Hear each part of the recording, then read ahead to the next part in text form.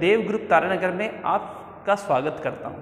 पिछली क्लास में हमने विद्युत द्विध्रुव इलेक्ट्रिक डायपोल को पढ़ा, इसके बाद हमने इलेक्ट्रिक डायपोल मोमेंट विद्युत द्विध्रुव आघूर्ण को पढ़ा। आज हम इसके अनुप्रयोगों के बारे में बात करेंगे और आज का जो हमारा टॉपिक रहेगा वो रहेगा विद्युत द्विध्रुव के कारण विद्युत क्षेत्र की तीव्रता, electric field intensity due to electric dipole. तो अब बात करते हैं हम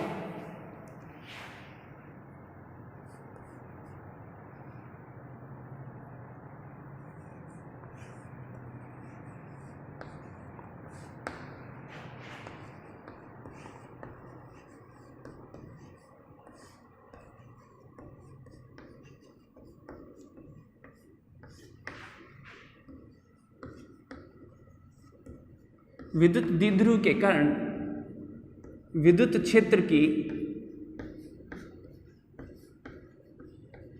तीव्रता, electric field intensity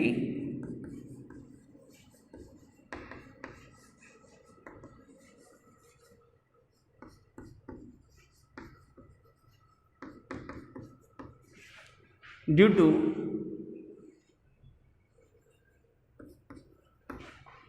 electric dipole.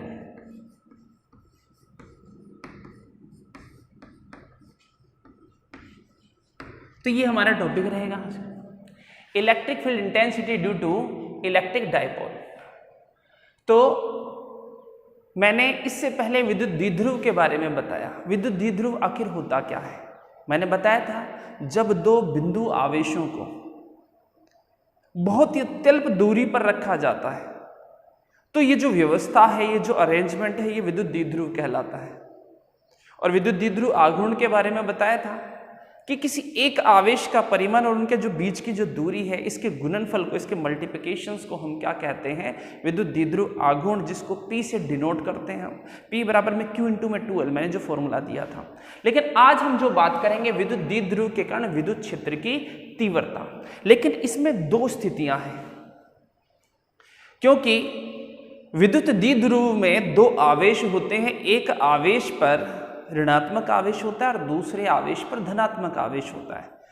तो जो ऋणात्मक आवेश होगा और धनात्मक आवेश होगा, दोनों के कारण अपना एक विद्युत क्षेत्र होगा। लेकिन स्थिति की बात करें, हमें किसी बिंदु पर, किसी पॉइंट पर विद्युत क्षेत्र की तीव्रता को ज्ञात करना है जो इन दोनों से किसी दूरी पर होगा, तो वहां पर विद्युत क्षेत्र की तीव्रता या विद्युत क्षेत्र का मान कितना होगा, आज हम देखेंगे। तो सबसे पहले आज जो हम देखेंगे वो देखेंगे अक्ष पर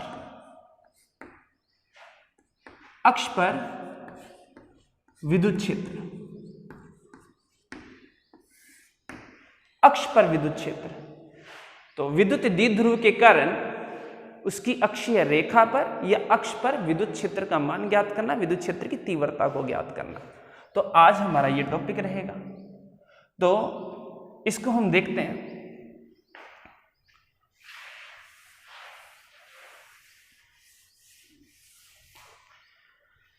देखो, हम ये मान के चलते हैं ये एक विद्युत द्विध्रुव है, इसको यहां बना लेते हैं।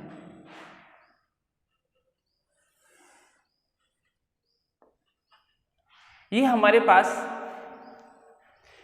एक लाइन है जिसमें ये -Q और ये +Q है, क्योंकि मैंने बताया था विद्युत द्विध्रुव आघूर्ण की दिशा -Q से +Q की ओर होती है। और ये जो व्यवस्था है एक विद्युत द्विध्रुव है, ये इसका मिड पॉइंट है जिसको मैं O से रिप्रेजेंट कर रहा हूं। मैं इन दोनों के बीच की दूरी को 2L मान लेता हूं। मैं इन दोनों के बीच की दूरी को क्या मानता हूं? 2L मान लेता हूं। मैं L भी मान सकता हूं, मैं A भी मान सकता हूं, स्मॉल d भी मान सकता हूं, हमारे मानने पर है। या मैं कहूं इसकी आधी दूरी तक L और इसकी आधी दूरी तक L। ये O है, यहां पर L और यहां से L, तो 2L हो गया। अब देखो, मैंने बताया था मुझे विद्युत क्षेत्र का मान ज्ञात करना, मुझे इलेक्ट्रिक फील्ड की वैल्यू मेजर करनी है। लेकिन आवेश तो ये भी है और आवेश ये भी है। इसके कारण भी विद्युत क्षेत्र होगा इसके चारों तरफ, और इसके कारण भी विद्युत क्षेत्र होगा इसके चारों तरफ। लेकिन मुझे एक ऐसा बिंदु, एक ऐसा पॉइंट चाहिए जिसमें विद्युत द्विध्रुव के दोनों आवेशों के कारण विद्युत क्षेत्र हो, और सम्मिलित विद्युत क्षेत्र कितना होगा वो मुझे देखना है। तो इसकी दो स्थितियां होती हैं, जो जैसा मैंने बताया था, अक्ष पर विद्युत क्षेत्र,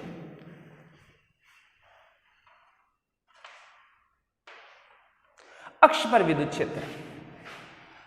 तो दो विद्युत द्विध्रुव के दोनों आवेशों को मिलाने वाली जो रेखा होती है वो अक्षीय रेखा कहलाती है।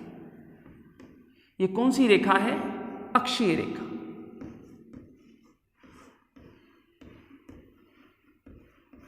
ये अक्षीय रेखा है, और मैं इस अक्षीय रेखा में कहीं बिंदु रख लेता हूं,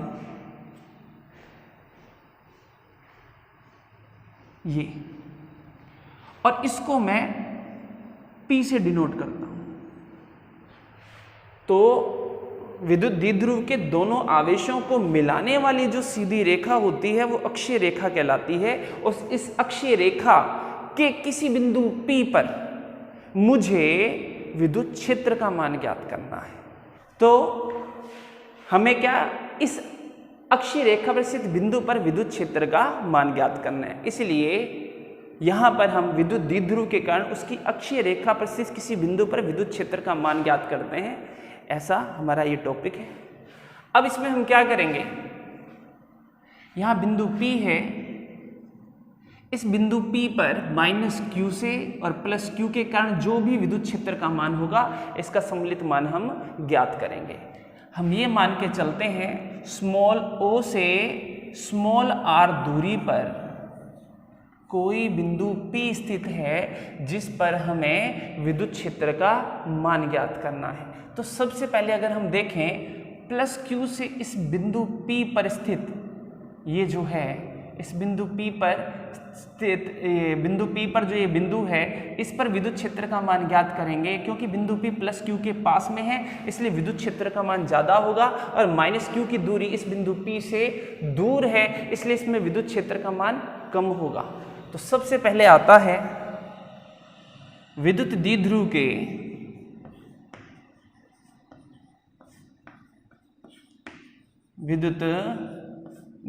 के +q आवेश के कारण, +q आवेश के कारण विद्युत क्षेत्र।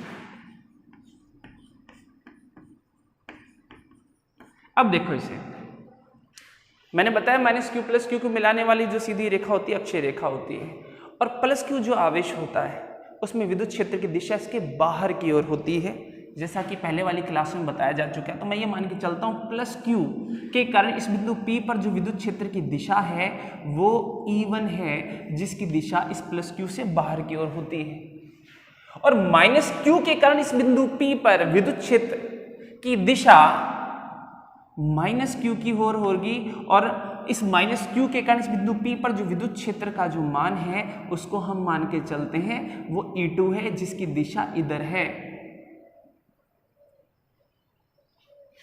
जिसकी दिशा इधर है।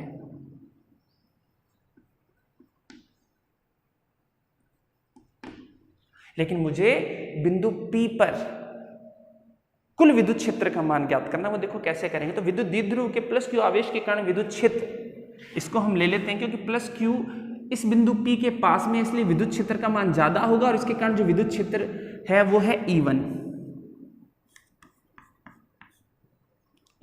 मैं इसे मैग्नीट्यूड फॉर्म में ले रहा हूं, परिमाणीय रूप में ले रहा हूं। तो E1 बराबर में क्या होगा, K Q, और यहां से यहां तक की जो दूरी है, देखो इसके मिड पॉइंट O से P की जो डिस्टेंस है वो स्मॉल r है, और O से +q की दूरी स्मॉल l है। तो यहां से यहां की दूरी क्या होगी, क्योंकि विद्युत क्षेत्र की तीव्रता की अगर बात करें, जैसा कि पहले वाली क्लासों में पढ़ा है, तो विद्युत क्षेत्र की जो तीव्रता है, तो विद्युत क्षेत्र की तीव्रता में क्या होता है, इसका फॉर्मूला होता है k और जो आवेश इसमें रिस्पॉन्सिबल होता है q और उनके बीच की जो दूरी, तो प्लस q और बिंदु P के जो बीच की दूरी है वो यहाँ पर हो जाएगी r माइनस एल का होल स्क्वायर, क्योंकि देखो ये दूरी है r, इसमें से ये दूरी l घट गई तो इतनी दूरी रह गई r माइनस एल। और अगर हम इसकी दिशा की बात करें तो ये दिशा है OP दिशा में, OP दिशा में। इसी तरीके से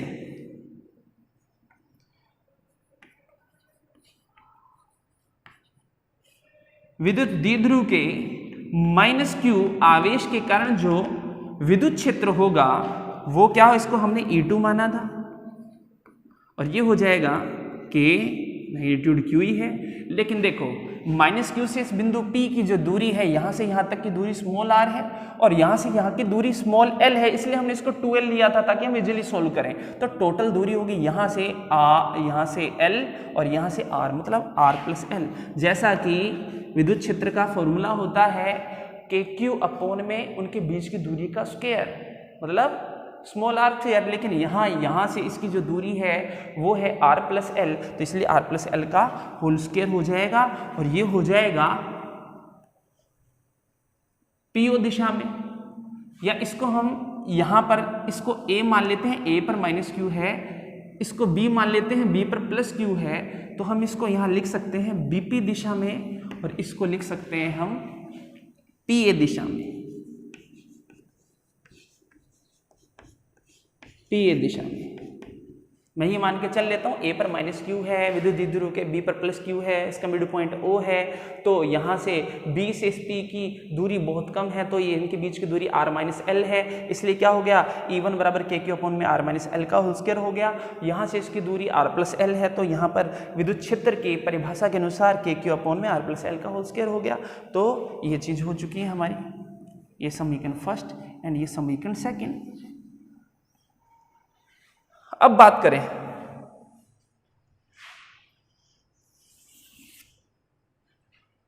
लेकिन हमें तो परिणामी विद्युत क्षेत्र चाहिए, हमें तो रिजल्टेंट इलेक्ट्रिक फील्ड चाहिए इस पॉइंट पर।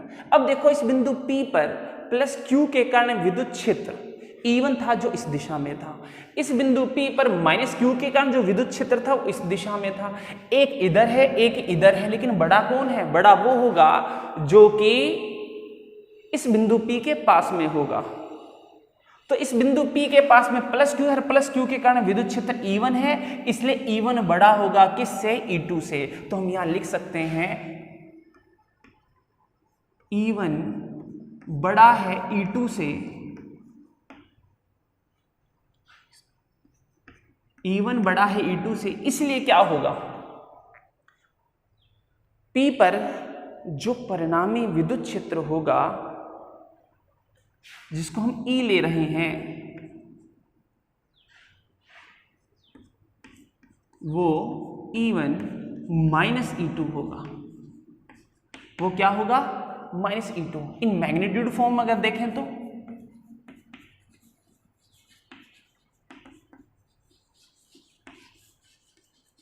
परिमाण रूप में देखें तो E बराबर जो होगा वो E1 माइनस E2 होगा। तो यहां से इसको सोल्व करते हैं, हमें तो E का मान ज्ञात करना है।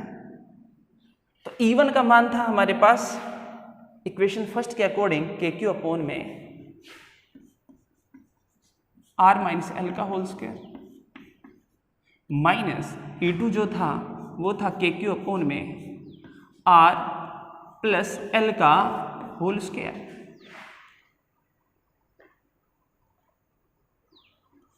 इसमें अगर हम कॉमन लें तो ये हो जाएगा KQ 1 अपॉन में R माइनस एल का होल स्क्वायर माइनस 1 अपॉन में R प्लस एल का होल स्क्वायर, ये हो जाएगा। या फिर हम अगर हम कहें तो KQ और इसको अगर एलसीएम को सोल्व करें तो यहाँ आ जाएगा इसका LCM R square minus L square का होल स्क्वायर, और यहाँ पर आ जाएगा R square plus L square plus 2RL minus R square minus L square plus 2RL, क्योंकि माइनस है वो माइनस को प्लस कर देगा। तो यहां तक क्लियर है?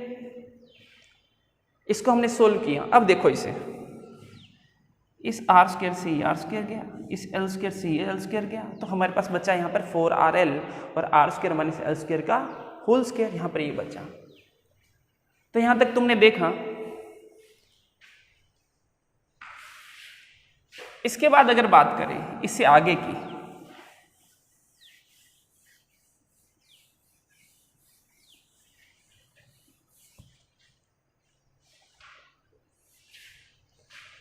क्योंकि हमें परिणामी विद्युत क्षेत्र की बात करनी है, तो E की बात अगर हम करें तो हमारे पास बचा KQ 4RL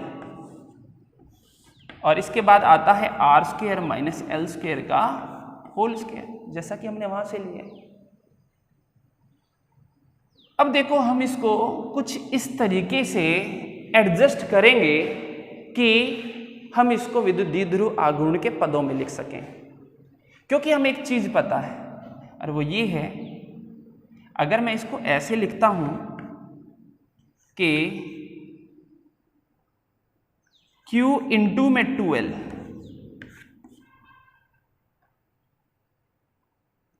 Q इंटू में तो ये बच जाएगा हमारे पास 2R।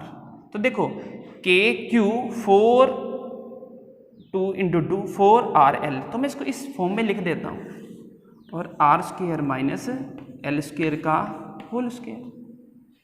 लेकिन हमें पता है जो विद्युत द्विध्रुव आघूर्ण होता है वो होता है Q इंटू में 2L, यही है विद्युत द्विध्रुव आघूर्ण।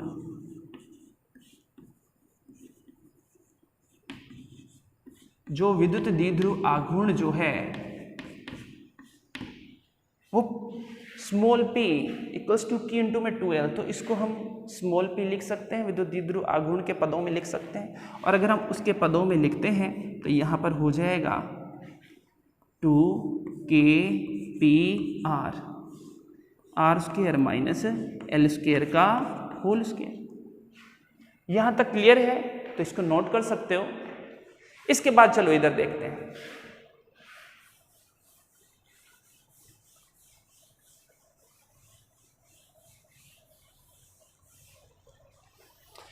मैंने एक चीज बताई थी विद्युत द्विध्रुव की परिभाषा में कि विद्युत द्विध्रुव की व्यवस्था में दोनों आवेश एक दूसरे से बहुत कम दूरी पर होते हैं और यह दूरी एंगस्ट्रॉम में होती है। तो अगर हम बात करें किसकी, R के कंपैरिजन में अगर L की बात करें तो देखो इनके यहां हमने स्मॉल o से स्मॉल r दूरी पर कोई बिंदु P माना था, उसकी जो दूरी है वो ज्यादा ही दूरी होगी। इनके बीच की दूरी बहुत कम होती है जिसको मैंने 2L माना था, तो इसकी आधी दूरी तो बहुत कम होगी क्योंकि इनके बीच की दूरी एंगस्ट्रॉम में है, तो इनकी आधी दूरी और भी कम हो गई। और इसके अगर हम स्क्वायर की वैल्यू देखें, L की भी स्क्वायर की वैल्यू देखें, क्योंकि इनके बीच की दूरी ऑलरेडी बहुत ज़्यादा कम है, इसकी आधी दूरी कम होगी और इसका स्क्वायर तो बहुत कम होगा कि वो लगभग हम कहें तो एक अप्रोक्स इक्वल्स टू 0 भी हो सकता है। इक्वल्स टू 0 नहीं, अप्रोक्स इक्वल्स टू 0 हो सकता है। बहुत कम होगी ये वैल्यू कि हम इसे स्मॉल r जो हमने बिंदु P से इसकी दूरी मानी थी मिड पॉइंट की, उसके कंपैरिजन इसमें हम नेग्लिजिबल नगण्य मान सकते हैं। तो हम यहां लिख सकते हैं, यहां पर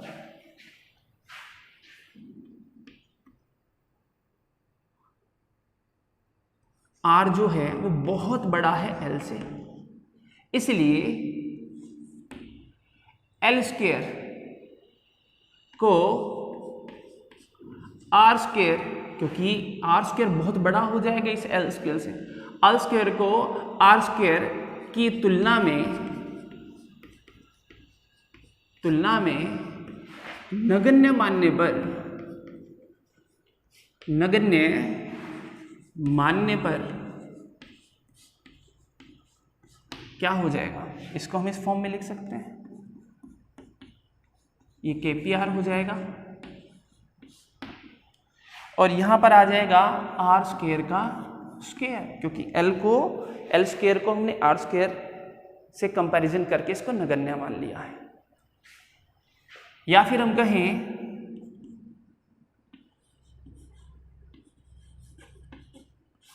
आर, अगर इस आर से हम इसको करते हैं तो 3 ही घात रह जाती है और लास्ट में हमारे पास जो परिणामी विद्युत क्षेत्र की जो तीव्रता है वो रह जाएगी 2kp/r³ और ये परिमाण रूप में हमारे पास विद्युत क्षेत्र का सूत्र आ जाता है और यह सूत्र होगा कि विद्युत द्विध्रुव के कारण उसकी अक्षीय रेखा में स्थित किसी बिंदु पर जो विद्युत क्षेत्र का मान परिमाण रूप में जो होता है वो होता है 2kp/r³। जब हम इसके न्यूमेरिकल सोल्व करेंगे तो बहुत इंपॉर्टेंट फॉर्मूला है। तो ये तो है परिमाण रूप में।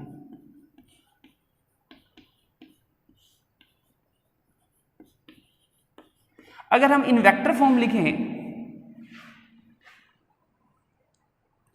अगर हम इन वेक्टर फॉर्म लिखते हैं, मैं यहां ले लेता हूं इन वेक्टर फॉर्म सदिश रूप में देखें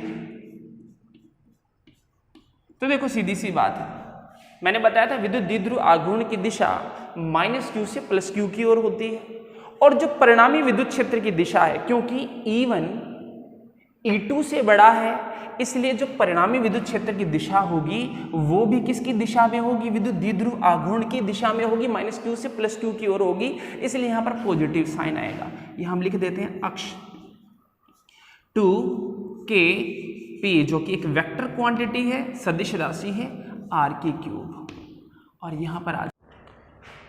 तो अब हम इसमें E और R के मध्य अगर हम संबंध देखें तो उसे ग्राफ से निरूपित कर सकते हैं। तो इसका जो ग्राफ बनेगा, यहां हम ले लेते हैं E और यहां ले लेते हैं दूरी R, विद्युत क्षेत्र E और दूरी R है।